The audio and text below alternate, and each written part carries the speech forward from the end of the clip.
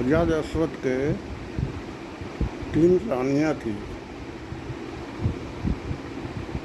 कौशल्या, सुमित्रा और कैकेयी।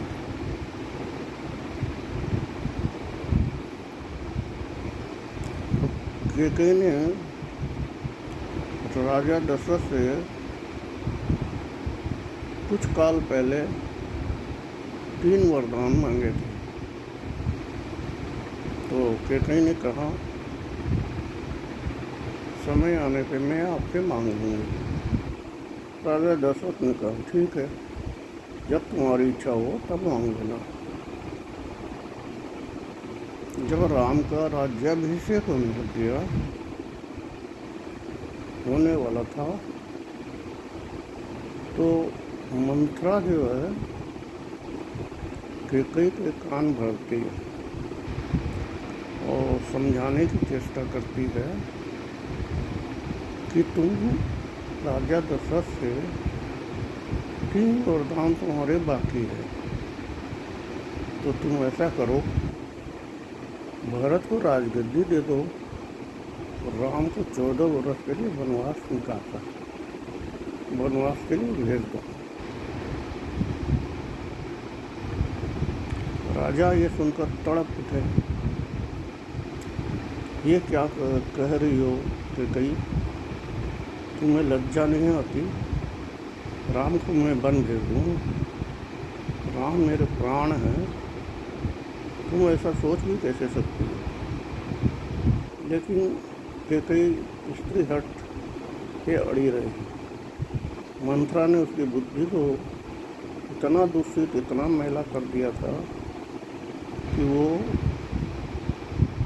अच्छाई को, सच्चाई को और सही समझ को खो बैठी थी। अपने पुत्र के राजतिलक के बारे में सोचकर कि मेरा बेटा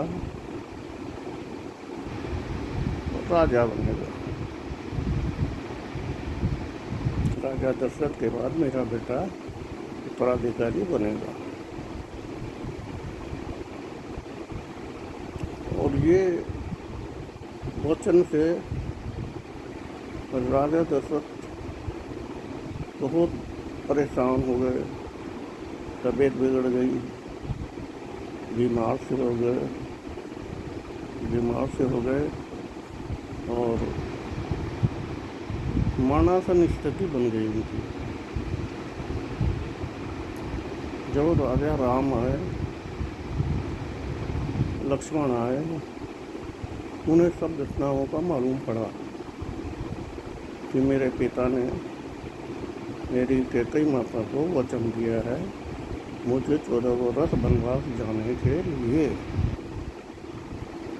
तो वो खुशी खुशी वनवास सी कपड़े पहनकर और वनवास जाने के लिए तैयारी करने लग गए। ये सुनकर राजा दशरथ और व्याकुल हो गए और परेशान हो गए।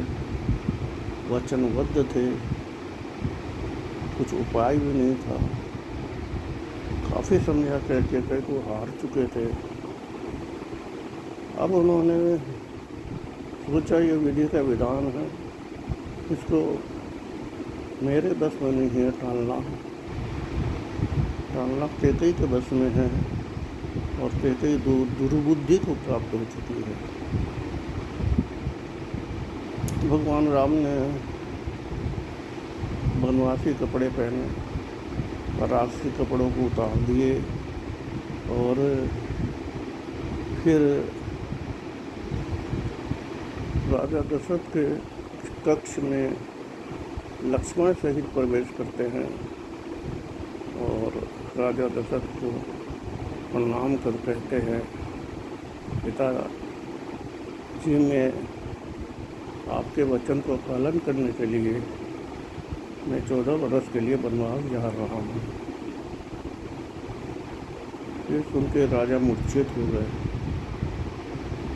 लेकिन समय निकला जा रहा था। तो राम निकलने के लिए तैयार हुए। लक्ष्मण बोले, भैया मैं आपके बगैर यहाँ नहीं रह सकता, मैं भी आपके साथ जाऊँगा। लक्ष्मण ने काफ़ी जिद की। आखिरकार भगवान राम हार गए उनकी जिद के आगे। और वैसे भी ये जो है विष्णु अवतार थे और वो जो है लक्ष्मण शेषावतार थे।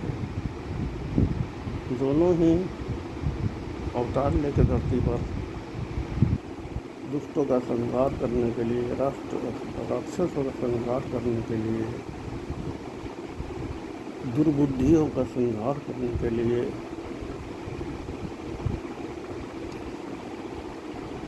उनका अवतार हुआ था।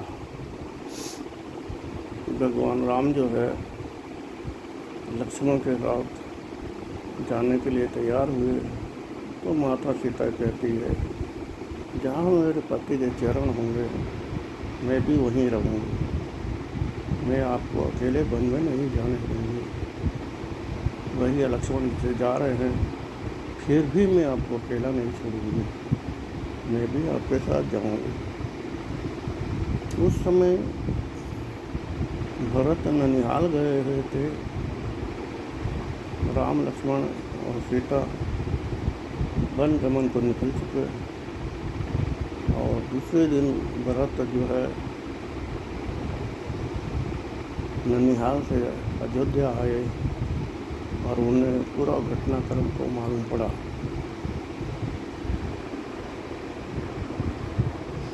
उस घटनाक्रम को देखकर और सुनकर भरत भयंकर क्रोधित हुए अपनी माता को कैकेयी पर। कैकेयी को बहुत बुरी तरह उन्होंने डपटा, लताड़ा और कुछ हल्के शब्दों का भी प्रयोग किया। तुम माँ हो या क्या हो। भरत को ये बिल्कुल पसंद नहीं है कि मेरे रहते हुए भगवान राम को वनवास जाना पड़ा, वो भी 14 वर्ष के लिए। और मेरी भगवान राम के अर्धांगिनी माता सीता और भैया लक्ष्मण ये भी उनके साथ गए हैं और मैं भी यहाँ नहीं रहूँगा, मैं भी बन जा रहा हूँ। भरत रथ पे सवार होकर कुछ सैनिकों के साथ जंगल की ओर निकल पड़े। लक्ष्मण ने देखा कि भरत सेना सहित आ रहे हैं,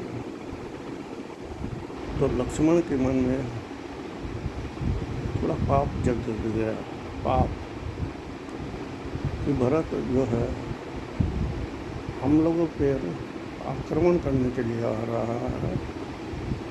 इस वक्त भरत वो अयोध्या का राजकुमार है, सारी सत्ता उसके हाथ में है, ये नुकसान पहुंचाने के लिए आ रहा हूँ।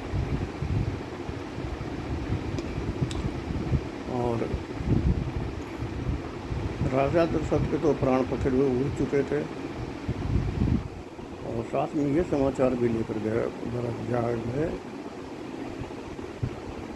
भगवान राम ने कहा कि भरत इतना दुष्ट बुद्धि का, इतनी तुच्छ बुद्धि का नहीं है लक्ष्मण, जो तुम सोच रहे हो कि भरत हम पर आक्रमण करने के लिए आ रहा है, ये तुम्हारी भूल है। तुम शांत रहो, तुम्हारा क्रोधी स्वभाव तुम्हें सही निर्णय नहीं लेने देता। तो भरत गए और भगवान राम के पास दोनों भाइयों का मिलन हुआ, गले मिले। भरत तो लक्ष्मण के भी गले मिले और कहा, भैया चलो आप अयोध्या चलिए और वहाँ का राम का कामकाज संभालिए, ये मेरे बस का नहीं है, और मैं उस राजगद्दी पे नहीं बैठूंगा। मैं आपको साफ साफ कह देता हूँ। भरत के ऐसा कहने पर भगवान ने, श्री राम ने उन्हें बहुत समझाया, फिर भी आखिरकार वे नहीं माने। गद्दी पे तो बोले राम भैया आप ही बैठेंगे, मैं नहीं बैठूंगा। हाँ, ये काम करता हूँ, मैं आपके खड़ाऊ ले जाता हूँ और राज सिंहासन पे खड़ाऊ को विराजमान करूँगा और मैं वहाँ पे कुटिया बना कर और राज्य की देखभाल करता रहूँगा। इतना मैं कर सकता हूँ। लेकिन भैया 14 बरस बीत जाने के एक दिन बाद भी अगर आप अयोध्या लौटने में देरी कर दिए तो मुझे जीवित नहीं पाएंगे। भगवान ने कहा, श्री राम ने कहा, नहीं भैया भरत, मैं एक दिन भी लेट नहीं करूँगा। मैं तुम्हारे पास 14 वर्ष के बाद अंतराल में उसी दिन तुम्हारे पास पहुँच जाऊँगा। ठीक है, वहाँ से भरत प्रभु की खड़ा हो अपने माथे पर रखकर और अयोध्या आ गए। राज सिंहासन पे खड़ाऊ को विराजमान कर खड़ाऊ की पूजा की, खड़ाऊ की आराधना की, खड़ाऊ को भगवान राम मानकर वैसे ही विधि पूर्वक खड़ाऊ को भगवान राम मानकर सम्मान देने लग गए और आप बगल में कुटिया बनाकर रहने लग गए और राजकाज संभालने लग गए। लक्ष्मण को जो बूटी लगी, बाण लगा, तो सुष्यंत वेद को लंका से लाया गया। उन्होंने बताया आप